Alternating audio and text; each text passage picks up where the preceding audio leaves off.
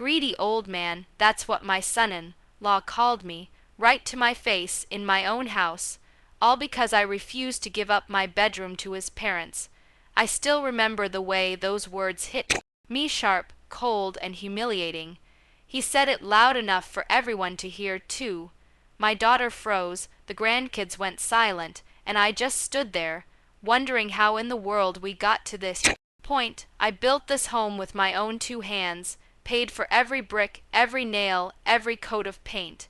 And now, suddenly, I'm being called greedy for wanting to sleep in my own bed.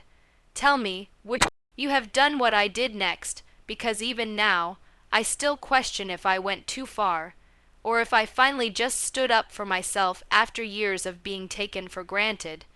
It all started about 2 years ago when my daughter, Emily, and her husband, Ryan, started having financial trouble.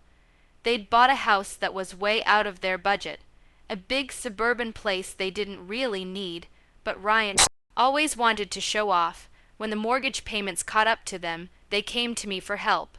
Emily was my only child, and I loved her more than anything.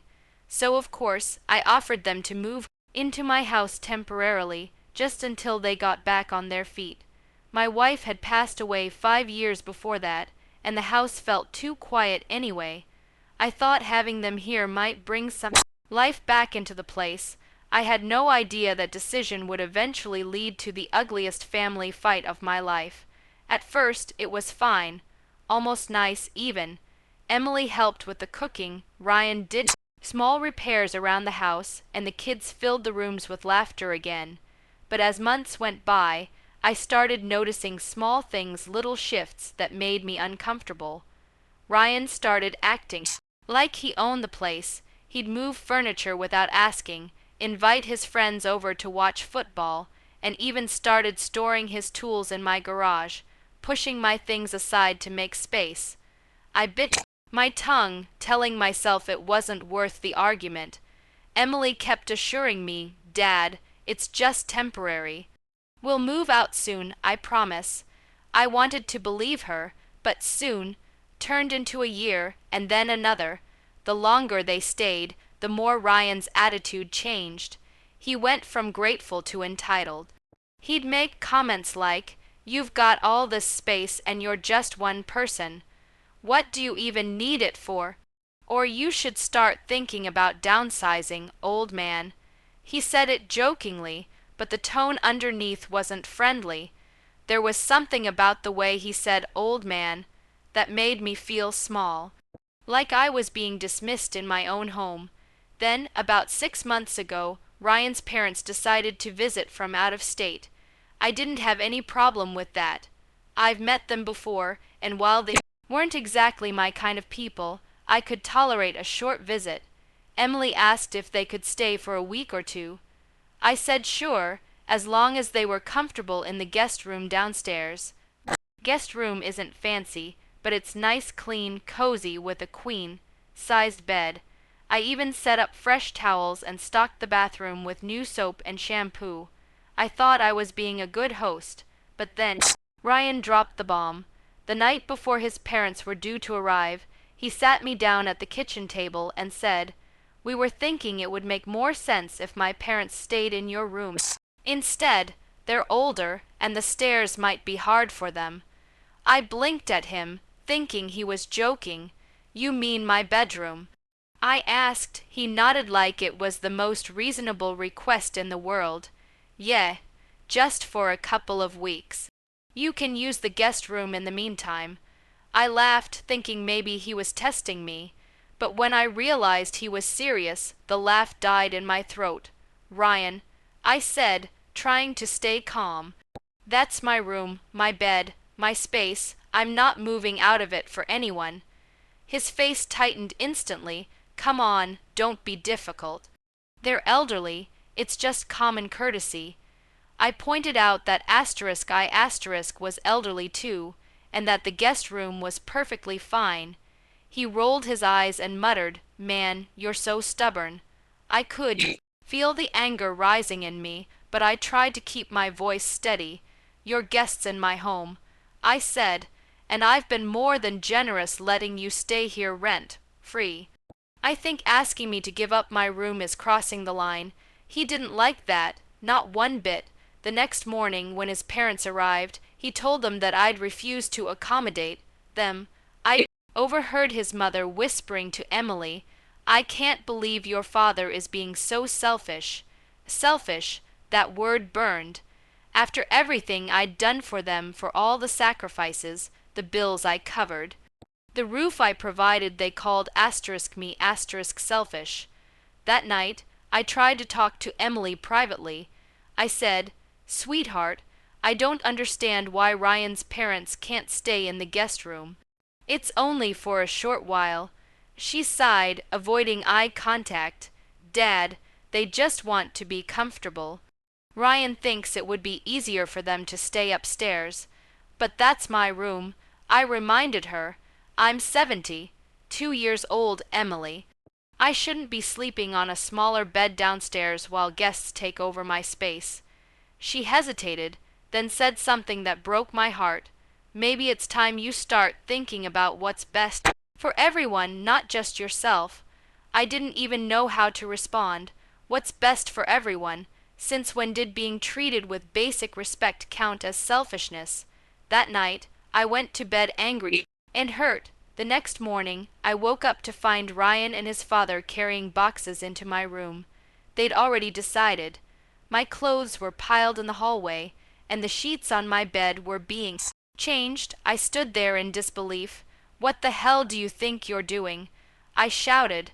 Ryan barely looked up. "Relax, old man. It's just for 2 weeks." That's when I snapped. I told him, "Get your hands off my things and get out of my room." He glared at me, straightened up, and said those 3 words I'll never forget. Greedy old man. My blood boiled. I'd been called many things in life, but never that. Not by someone I'd helped, housed, and treated like family. So that's the situation I was in. My daughter's husband called me a greedy old man for refusing to give up my bedroom to his parents. Before I tell you what I did next, I want you to pause for a moment and tell me, what would you have done if you were in my shoes? Would you have stood your ground or given in for the sake of keeping the peace? Because what happened next changed everything between us. That night, I couldn't sleep. I lay awake in the guest room, staring at the ceiling, thinking about how far things had gone. My own daughter siding with her husband against me. It broke something inside. I realized that if I didn't take control of the situation now, I'd end up losing not just my room but my dignity too. So I came up with a plan. The next morning, I called my lawyer. I'd been meaning to update my will anyway, but this gave me a new reason. I told him to remove Emily and Ryan from any inheritance involving the house. Instead, I decided to donate it to a local charity for veterans once I passed. A few days later, I called a family meeting. Ryan's parents were still lounging in my bedroom, drinking coffee like they owned the place. I asked everyone to sit down in the living room. I kept my voice calm, almost too calm, because I didn't want to give them the satisfaction of seeing me angry. I started by saying, "I've been thinking a lot about what's been happening lately. About this house, about family, about respect." Ryan smirked, thinking I was about to apologize, but then I continued, "So I've made a decision. You all have 2 weeks to move out." The room went dead silent. Emily's eyes went wide. "Dad, what are you talking about?" I looked at her, my heart aching, but I didn't waver. "I took you in to help you. I let you stay here rent-free for 2 years. I've been patient, generous, and understanding, but this is too much. I won't be disrespected in my own home. You're my family, but you've forgotten what that means." Ryan jumped to his feet, shouting, "You can't just kick us out. We've got nowhere to go." I looked him dead in the eye and said, "You should have thought of that before calling me a greedy old man." He stormed out, slamming the door, muttering curses under his breath. Emily started crying, begging me to reconsider. I told her I loved her but that boundaries were necessary. I've given you more than enough chances. I said, this house is mine, and I won't let anyone make me feel like a stranger in it. She packed quietly for the next week. Ryan's parents left first, clearly embarrassed, and Ryan himself barely spoke a word to me after that. When they finally drove away, the house felt empty again, but this time it was a peaceful kind of empty. A month later, Emily came by alone. She looked different, tired, regretful.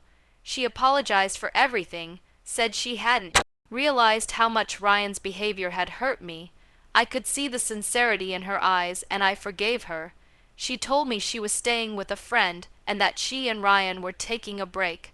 I didn't say anything bad about him, but deep down I was relieved. Maybe this whole thing opened her eyes. In the months since then, I've learned a lot about myself.